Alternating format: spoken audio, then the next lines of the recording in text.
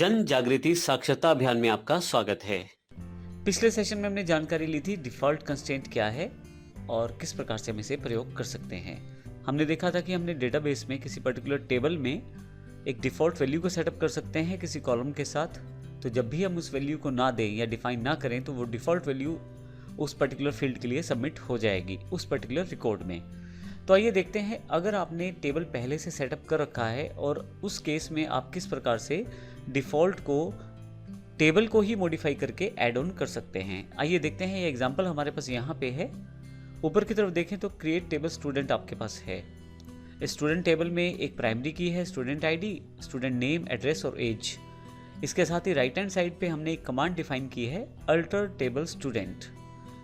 इसमें मैं स्टूडेंट के टेबल का स्ट्रक्चर चेंज कर रहा हूँ और यहाँ पे फिट क्या करना चाहता हूँ, अल्टर स्टूडेंट एड्रेस जो है इस कॉलम की डेफिनेशन को मॉडिफाई करके सेट डिफ़ॉल्ट अम्बाला जो है वैल्यू डिफाइन करना चाहता हूँ इस पर्टिकुलर कॉलम स्टूडेंट एड्रेस के लिए और इसे डिफ़ॉल्ट सेटअप करना चाहता हूँ। तो ये कमांड्स को प्रयोग करके मैं आसानी से टेबल बने होने के बावजूद एग्जिस्टिंग टेबल में भी मैं डिफ़ॉल्ट कंस्ट्रेंट को प्रयोग कर सकता हूँ।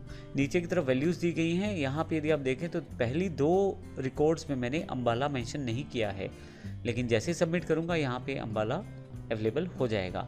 इसी तरह से सबसे नीचे जो है वो हमारे पास भारती अम्बाला 20, जहाँ मैंने अम्बाला मेंशन कर दिया है वहाँ तो डिफ़ॉल्ट रूप की ज़रूरत नहीं रहेगी और जो वैल्यू मैं दूंगा अम्बाला की जगह कुछ और भी हो सकता है, वो वहाँ सबमिट हो जाएगा।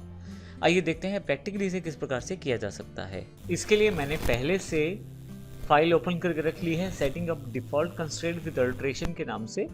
यह फाइल आपको हमारी माईसीक्वल एक्सरसाइज फाइल्स में मिल जाएगी। अब यहाँ पे मैं सेटअप करना चाहता हूँ डिफ़ॉल्ट कंस्ट्रेंट को, लेकिन टेबल बनाने के पश्चात। आइए देखते हैं ऐसा आप किस प्रकार से कर सकते हैं। यहाँ नीचे कमांड दी गई है, आप देखें तो डेटा के साथ यहाँ पे क्रिएट टेबल स्टूडेंट है, आईडी क्रिएट कर दिया हमने स्टूडेंट आईडी, फिर स्टूडेंट नेम, एड्रेस और फिर एज।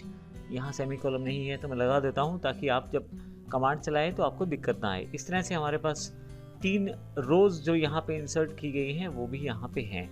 तो आइए यहाँ हम देखेंगे कि किस प्रकार से हम डिफ़ॉल्ट को सेट करेंगे, लेकिन अभी के लिए हम इस पूरे के पूरे सेगमेंट को कॉपी कर लेता हूँ यहाँ से मैं और यहाँ पे मैं पेस्ट कर लेता हूँ। सबसे पहले मुझे टेबल बनाना है, रोज़ इंसर्ट नहीं करनी, इसे मैं अभी हटा देता हूँ यहाँ से और यहाँ पे मैं गो कर देता हूँ ताकि मेरे पास टेबल क्रिएट हो जाए। मेरे पास टेबल क्रिएट हो गया है स्टूडेंट के नाम से। न्यू टैब पे ओपन कर लेता हूँ इसे मैं। अब देखेंगे अभी टेबल खाली है बिल्कुल।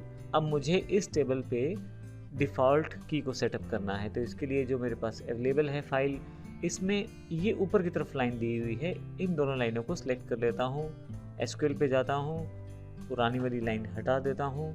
क्योंकि अब मुझे डिफ़ॉल्ट कंस्ट्रेंट लगाना है तो यहाँ पे मैं कंट्रोल वी कर देता हूँ कमांड को, अल्टर टेबल स्टूडेंट, अर्थात टेबल जो है मेरे पास स्टूडेंट है जिसको मॉडिफाई करना है, और अल्टर स्टूडेंट एड्रेस कॉलम है जहाँ पे मुझे डिफ़ॉल्ट को सेटअप करना है। इसके लिए मैं सेट का प्रयोग करूँगा, डिफ़ॉल्ट और फिर उसकी वैल्यू। आप देखेंगे यहाँ पे एक रेड क्रॉस अवेलेबल है। असल में ये रेड क्रॉस को हमें इग्नोर करना पड़ेगा क्योंकि यहाँ पे ये हमारी कमांड को एग्जीक्यूट तो करेगा लेकिन एरर के साथ यहाँ दिखा रहा है, तो इससे कोई फ़र्क नहीं पड़ेगा। मैं गो कर देता हूँ अभी यहाँ से।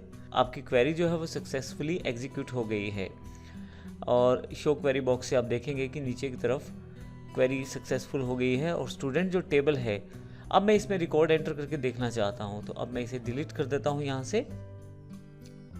डिफ़ॉल्ट कंस्ट्रेंट वाली फाइल में मैंने पहले से ही कुछ रिकॉर्ड्स को एंटर करने के लिए डेटा रखा हुआ है। मैं कॉपी कर लेता हूँ इसे, मिनिमाइज और यहाँ पे कंट्रोल वी।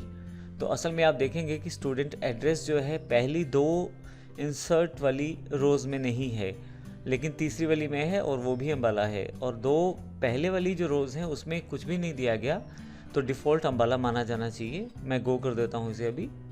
क्वेरी सक्सेसफुल हो चुकी हैं और अब मैं इस टेबल को नई टैब में ओपन कर लेता हूँ। अब आप देखेंगे कि जो ऊपर वाली रोज़ हैं उनमें भी Ambala as a default value store कर दिया गया है और नीचे वाली में तो मैंने खुद ही पास किया था।